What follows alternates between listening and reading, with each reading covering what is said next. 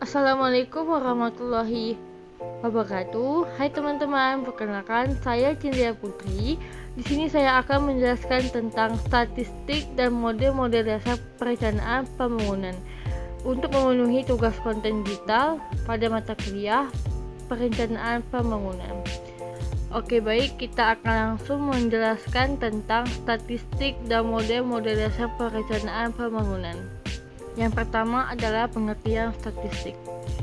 Statistik adalah hasil data yang ditampilkan dalam bentuk grafik, tabel, dan lain-lainnya. Secara umum, statistik banyak digunakan dalam berbagai bidang studi seperti ekonomi, bisnis, manufaktur, pemasaran, dan lainnya.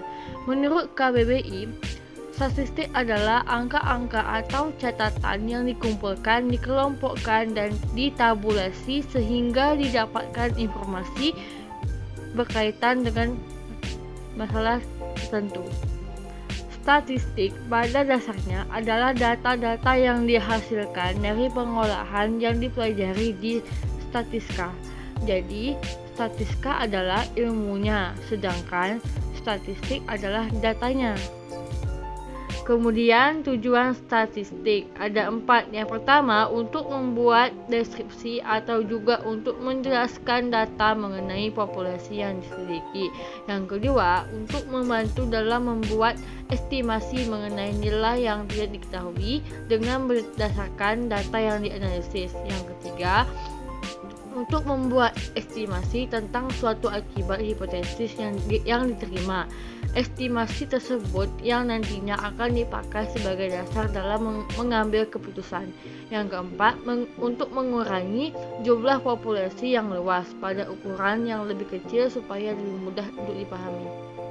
Selanjutnya, fungsi statistik. Statistik mempunyai 2 fungsi utama, yaitu 1. Fungsi deskriptif. Fungsi ini dapat mendeskripsikan atau menerangkan data serta peristiwa yang dikumpulkan dengan melalui proses penelitian dan penyelidikan. Yang kedua, fungsi inferensial. Fungsi ini digunakan untuk memprediksi serta mengendalikan seluruh populasi dengan berdasarkan data, gejala, dan peristiwa yang terdapat ada proses penelitian. Fungsi ini dimulai dengan membuat suatu estimasi dan hipotesis. Kemudian, model-model dasar perencanaan pembangunan.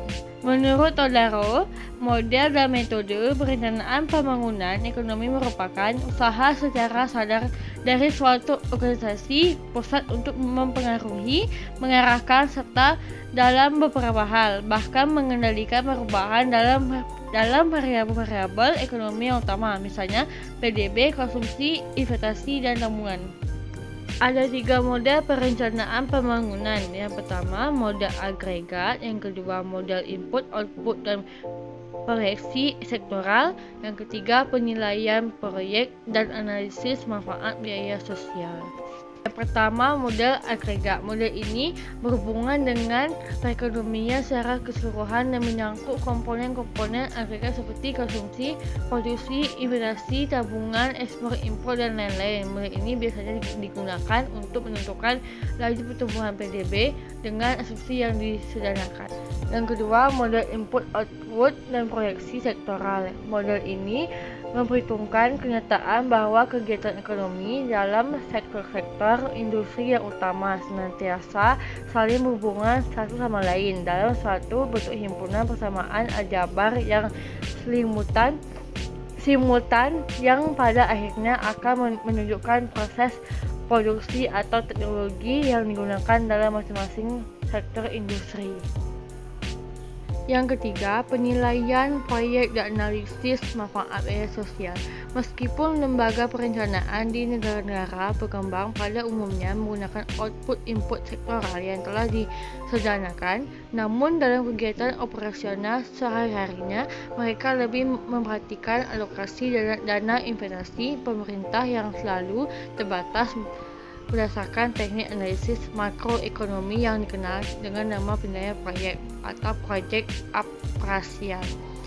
Namun hendaknya hubungan intelektual dan operasional antara 3 teknik perencanaan yang penting tersebut tidak diabaikan. Model pertumbuhan makro menyusun strategi yang luas yang bila disertai dengan analisis output-input akan pelaksanaan upaya pemenuhan target sektoral domestik secara konsisten, sedangkan penilaian proyek khusus dirancang untuk menjamin terciptanya perencanaan proyek yang efisien untuk masing-masing sektor. Oke teman-teman, dari materi yang saya paparkan tadi tentang model-model perencanaan pembangunan, di sini saya akan mencontohkan salah satu proses perencanaan atau proses perencanaan pembangunan yang ada di daerah saya sendiri, yaitu di Kabupaten Lingga, di Dabo Singkep. Dabo Singkep merupakan salah satu kelurahan yang ada di Kecamatan Singkep, Kabupaten Lingga, Provinsi Kepulauan Riau, Indonesia. Dabo Singkep itu sendiri adalah tanah Melayu asli yang ada di Kepulauan Riau. Tak heran masyarakatnya masih berbicara dalam bahasa Melayu karena masih memegang teguh adat turun-temurun dan jarang sekali yang ada berbahasa Indonesia. Nah, di Dabo Singkep ini sendiri banyak proses perencanaan pembangunan yang akan dibuat yang telah dirancang untuk membesarkan atau mengembangkan kota Dabo Singkep tersebut. Di antaranya di pembangunan Pasar Dabo dan Politeknik Lingga. Pembangunan pasar modern di Dabo Singkep dialihkan menjadi pembangunan sekolah politeknik.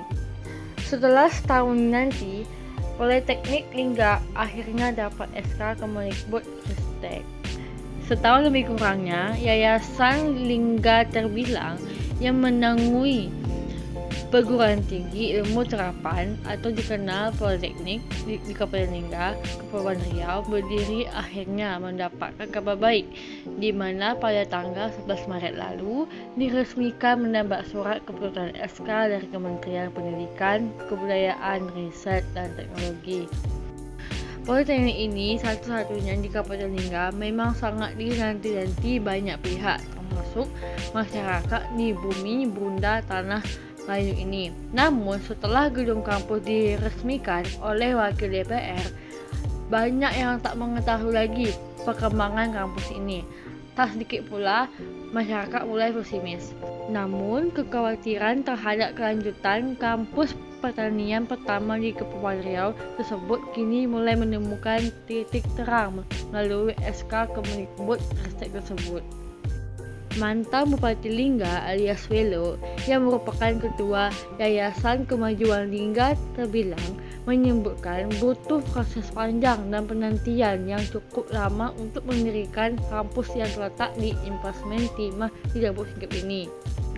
Ini Politeknik Lingga merupakan cikal bakal jawaban dari tantangan bangsa saat ini yang sedang mengalami krisis petani. Ini bukan hanya tanggung jawab negara, tapi kita sebagai warga negara juga memiliki tanggung jawab. Program pertanian menjadi sektor yang penting bagi Provinsi Kepri pada umumnya sebagai wilayah kepulauan. Karenanya, untuk pengembangan serta keberlangsungan sektor perlu studi yang fokus, termasuk dalam melahirkan petani-petani muda yang berbekal dengan keilmuan pertanian modern. Oleh karena itu, dengan berdirinya Politeknik Lingga ini diharapkan menjadi penopang dan wadah lahirnya bibit-bibit petani muda di Indonesia meskipun dari wilayah kepulauan.